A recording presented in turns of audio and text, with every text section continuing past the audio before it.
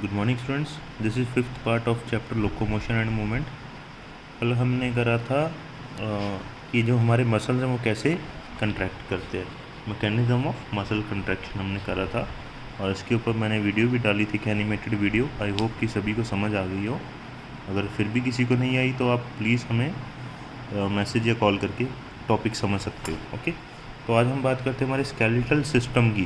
जो हमारा हड्डियों का ढांचा है, हमारा स्केलेटल सिस्टम है, उसके बारे में आज हम बात करते हैं। Skeletal system consist of a framework of bones and a few cartilage. This system has a significant role in movement shown by the body. Imagine chewing food without jaw bones and walking around without the limb bones. Bone and cartilage are specialized connective tissue. तो जो हमारा skeleton system है, ये body का basically एक ढांचा तैयार करता है बॉडी को, जिससे बॉडी को सपोर्ट मिलती है और हमारी जो वेरियस मूवमेंट्स हैं वो वो करने में हमें हेल्प करता है। ये बोन्स एंड कार्टिलेज का बना होता है, तो इसका सिग्निफिकेंट रोल होता है मूवमेंट में। आप मतलब इमेजिन कर सकते हो, सपोज हमारे जॉज ना हो, हमारी जॉ बोन्स ना हो, उसके बिना कैसे हम च्यू कर पाते हैं?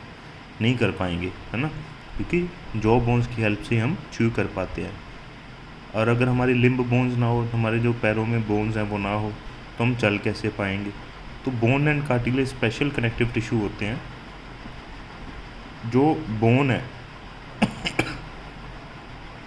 बोन तो एक बहुत ही ज़्यादा हार्ड मैट्रिक्स की बनी होती है due to calcium salt in it, and the latter है slightly pliable matrix due to chondroitin salts. और जो हमारा ये कार्टिलेज है, कार्टिलेज थोड़ा सा प्लाएबल होता है, मतलब बेंडेबल होता है, क्योंकि इसमें कॉन्ड्रोइटिन सॉल्ट होते हैं। जैसे कि आप इसका एग्जांपल ले सकते हो, हमारे ईयर्स के बाहर जो हमारा मतलब पार्ट है ईयर्स का, वो बेंड हो जाता है। उसमें एक आप देख सकते हो पार्शियली हार्ड सी एक स्ट्रक्चर होता है, जिसको हम बेंड भी कर सकते हैं। हमारे नोज़ की टिप में यहाँ पे भी थोड़ी सी कार्टिलेज होती है, ये भी सॉफ्ट होती है, आप चेक कर सकते हो नोज़ को टच करके, मूव करके। In human beings this system is made up of 206 bones and a few cartilage. It is grounded into two principal division, the axial and appendicular skeleton. तो बेसिकली हमारे में 206 हड्डियाँ होती हैं, कुछ कार्टिलेज होते हैं, और ये दो मेन टाइप्स में डिवाइडेड है, एक्सियल एंड अपेंडिकुलर स्केलेटन। अब एक्सियल स्केलेटन वो आ जाता है जो हमारी बॉडी का बिल्कुल सेंटर में आ जाता है। जैसे कि ये बात करें, ये हमारी बॉडी का जो बिल्कुल सेंटर वाला पार्ट है, ये सारा एक्सियल स्केलेटन में आ जाता है। हमारे अपेंडिकुलर मतलब अपेंडेज, मतलब आर्म्स एंड लेग्स की जो बोन्स हैं, ये सब अपेंडिकुलर स्केलेटन में आ जाती हैं। एक्सियल स्केलेटन, इसमें 80 बोन्स हैं जो हमारे बॉडी का जो मेन एक्सिस है उसमें डिस्ट्रीब्यूटेड होती हैं। स्कल हो गया, वर्टिब्रल कॉलम हो गया, स्टर्नम, रिब्स हो गए, ये सारे एक्सियल स्केलेटन हैं। स्कल, इसमें दो सेट ऑफ बोन्स होती हैं, दो तरह की है, एक क्रेनियल और एक फेशियल बोन्स। तो टोटल इनकी काउंटिंग 22 होती है। Okay, cranial bones are 8 in number. They form the hard protective outer covering cranium for the brain. कहते हैं जो cranial bones हैं वो उनका नंबर 8 है, हमारी बॉडी में 8 होती हैं cranial bones, और ये जो ब्रेन की आउटर कवरिंग हमारी बनाती हैं। The facial region is made up of 14 skeletal elements which form a front part of the skull. और जो ये हमारा फ्रंट पार्ट है, ये सारा, यहाँ पर हमारी 14 बोन्स आ जाती हैं। 14 और 8 22 हो जाती हैं। सिंगल यू शेप बोन जो है, जिसको हम बोलते हैं hyoid, is present at the base of the buccal cavity and also include in the skull. यहाँ पे एक सिंगल बोन है, यू शेप्ड हायोइड बोन, इसको भी हम स्कल के अंदर ही काउंट करते हैं।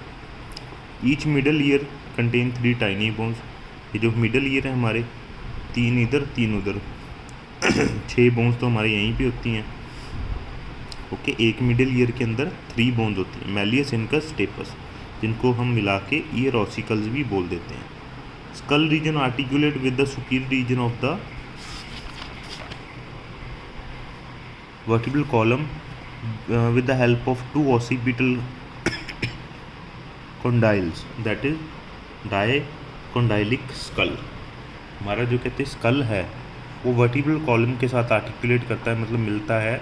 यहाँ पे ऊपर 2 बोन्स होती हैं जिसको हम बोलते हैं occipital condyles.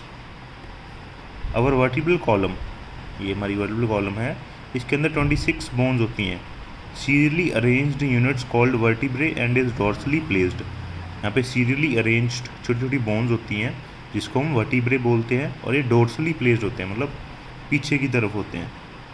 It extend from the base of the skull and constitute the main framework of the trunk.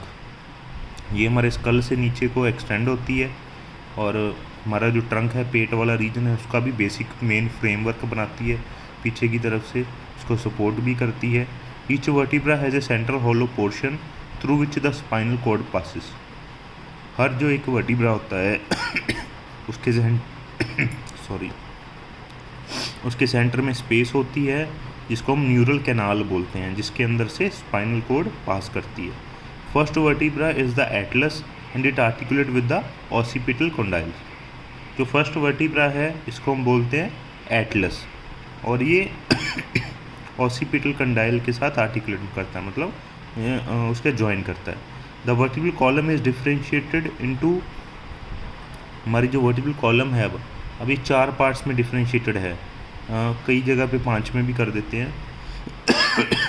जैसे कि हम देखते हैं, सबसे पहले सर्विकल या सर्वाइकल भी इसको बोलते हैं, सर्वाइकल वर्टिब्रे ये होते हैं 7, ये रही, ओके।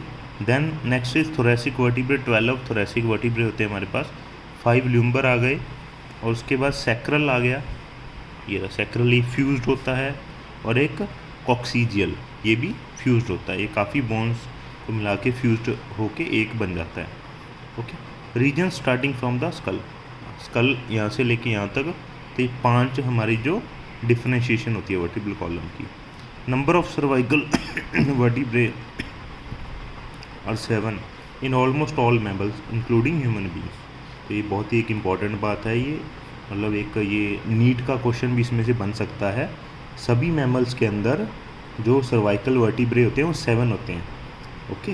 तो MCQ नीट का एक बहुत इंपॉर्टेंट बन सकता है यहाँ से, इसको आप नोट कर लीजिए। The vertebral column protect the spinal cord, ये बिल्कुल सही बात है। वर्टिब्रल कॉलम जो है वो स्पाइनल कोड को प्रोटेक्ट करती है, क्योंकि स्पाइनल कोड जो है वर्टिब्रल कॉलम के अंदर से रन करती है। Support the head and serve as a point of attachment for the ribs and musculature of the back, बिल्कुल। और ये हमारे रिब्स को भी मतलब अटैचमेंट का पॉइंट देती है, और जो हमारी बैक है उसके जो मसल्स हैं वो भी इसके साथ अटैच होते हैं। Sternum is a flat bone, और जो स्टर्नम होती है आगे फिर आगे हमारी flat bone and on the ventral midline of the thorax. देखिए ये स्टर्नम है, ये तलवार से जैसी जो आपको दिख रही है बोन, ये स्टर्नम, ओके। ये फ्रंट में होती है हमारे, बिल्कुल, जिसको हम वेंट्रल मिड लाइन भी बोल देते हैं। वेंट्रल हो गया हमारा फ्रंट का पोर्शन, उसके मिड में है, देखिए, okay. There are 12 pair of ribs, अब यहाँ पे रिब्स के 12 पेयर हैं, ये देखिए 12, 1 2 3 4 ये लेके 12 तक। Each rib is a thin flat bone connected dorsally to the vertebral column and ventrally to the sternum. तो ये हर जो रिब होता है, ये जो एक रिब देख रहे हो, ये पीछे की तरफ से तो बैकबोन के साथ कनेक्टेड होता है, और फ्रंट से स्टर्नम के साथ कनेक्टेड होता है। इसके 2 आर्टिकुलेशन सरफेस होते हैं on it, dorsal end is hence called bicephalic. मतलब अगर इसको हम पीछे से देखें, पीछे की तरफ इसके 2 आगे जाके डिवाइडेशन हो जाती है, जिसको हम बोलते हैं बाइसेफेलिक, ओके। जैसे कि यहाँ देखिए, ये देखिए ऐसे 2 पार्ट में डिवाइड दिख रही है ना, ये तो आगे से है, लेकिन इसी तरीके से पीछे की तरफ भी ये जो यहाँ से हड्डी है इसे 2 में डिवाइड हो जाती है। 2 आर्टिकुलेशन सरफेस होते हैं, इसको बाइसेफेलिक बोलते हैं। फर्स्ट 7 पेयर जो है रिब्स के, इसको बोलते हैं ट्रू रिब्स। ये देखिए पहले 7 जो है इसको हम बोलते हैं ट्रू रिब्स, क्योंकि ये डायरेक्टली अटैच होते हैं स्टर्नम के साथ। Dorsally they are attached to the thoracic vertebrae and ventrally connected to sternum. हाँ जी, पीछे से तो ये थोरेसिक वर्टिब्रे के साथ अटैच होते हैं, और आगे से स्टर्नम के साथ। जो अब होता है 8th, 9th and 10th pair of rib do not articulate directly with the sternum but join the 7th rib with the help of hyaline cartilage। ये भी, ये देखिए यहाँ पे कार्टिलेज है ये जा रही। 8, 9, 10 ये डायरेक्टली स्टर्नम के साथ अटैच नहीं होते। सॉरी। तो ये देखिए कार्टिलेज के द्वारा 7th वर्टिब्रे के साथ अटैच्ड है। ओके, ये 7th वर्टिब्रे के साथ अटैच्ड है कार्टिलेज के द्वारा आगे की तरफ से। तो इसको बोलते हैं हम फॉल्स रिब्स। और जो लास्ट 2 पेयर्स हैं 11th एंड 12th, ये 11th और ये 12th, ये आगे की तरफ से कनेक्टेड ही नहीं होते। पीछे से तो बैकबोन के साथ कनेक्टेड हैं, लेकिन आगे की तरफ से कहीं पे भी कनेक्टेड नहीं होते। तो इसको हम क्या बोलते हैं? Floating ribs. क्यों? ये फ्लोट ही कर रहे हैं आगे की तरफ से। Thoracic vertebrae, ribs and sternum together form the rib cage. अभी थोरैसिक वर्टिब्रे हो गए, ये thoracic vertebrae, sternum and ribs, ये तीनों मिला के क्या बना लेती है? हमारी रिब केज, जिसके अंदर हमारा हार्ट, हमारे लंग्स, ये सब चीज़ें प्रोटेक्टेड रहती हैं। ओके, तो ये था हमारा आज का टॉपिक। कल को हम आगे फिर बोन्स के बारे में करेंगे, जो पेंडिकुलर स्केलेटन है उसके बारे में हम करेंगे। इसमें कोई भी समझ ना आए आपको चीज़, तो मैं नंबर डिस्क्रिप्शन में दे रहा हूँ, आप कभी भी हमसे डिस्कस कर सकते हो। Thank you.